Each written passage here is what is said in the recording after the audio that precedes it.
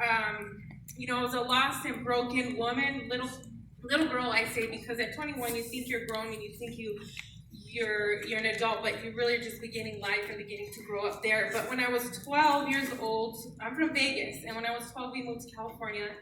And before that, let me tell you, my mom, I grew up in a drug home, like where my mom was smoking crack, and all the time when I was little, 8, she started smoking crack, 9, 10, 11, 12, and I saw her doing that, and it would smell marijuana, and they would lock themselves in the room, and I just thought, I'll never do that. I remember being 10 years old and making a promise, like, I don't want to be like that. I don't want to live like that or anything like that. And then I was 12 years old, we moved to California, from Vegas to California, and right away I met a girl.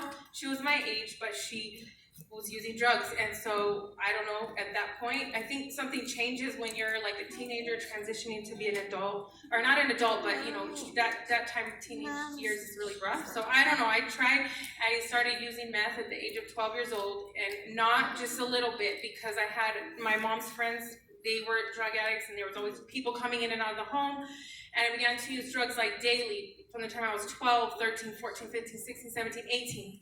And then when I turned 18, I just thought, and I was living out that, street life over there in California. There's a lot of gangs. You're hanging around those kind of people, and you want to be in that type of. By the time I was 18, I knew that I was just a drug addict, and I couldn't stop. And I remember being 16 years old, 17. My friend in high school, she didn't have to do drugs. Like, we would go places and out to party or whatever, and she didn't have to do drugs, but I did. I couldn't say no, and that really bothered me. By that time, I was 18. Then I got pregnant with my first son when I was 18, because I was just looking for love in all the wrong places, in drugs, I think, because I was broken from the life that I lived. I was just a lonely, lost little girl. And then by the time, I was 18, I wanted to quit. I wanted to change in my life, but I had my first son, and I wanted to change at that point. And then God brought me back to Vegas. I got saved here in Vegas. And like I said, I was just lost, broken, looking for love in all the wrong places. I got a good job, but I couldn't ever say no to the drugs. I was always drinking, and then I would go get high, but I could control it. I thought I had it under control. And God got a hold of me when I was 21 years old. I thank God for that, because if not, I would have been leading the same type of life. I just talked to my sister yesterday. She overdosed on heroin. She was hospitalized for 2 days. She would have been dead, and she's older than me. So God saved me from a total life of despair and just hopelessness. And if I didn't get saved, I could have been in that same place.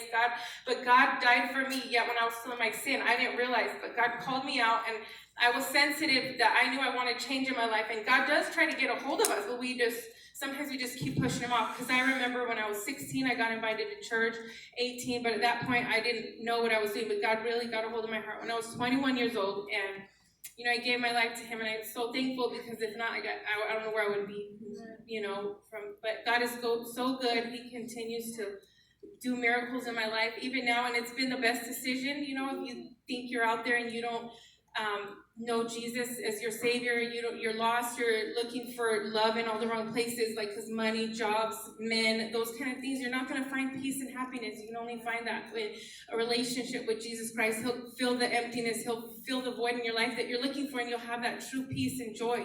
And so if you don't know Jesus, open your heart to him. If he's calling you out, sometimes when God's tugging on your heart, just give your life to him, because it's the best decision you'll ever have made in your life.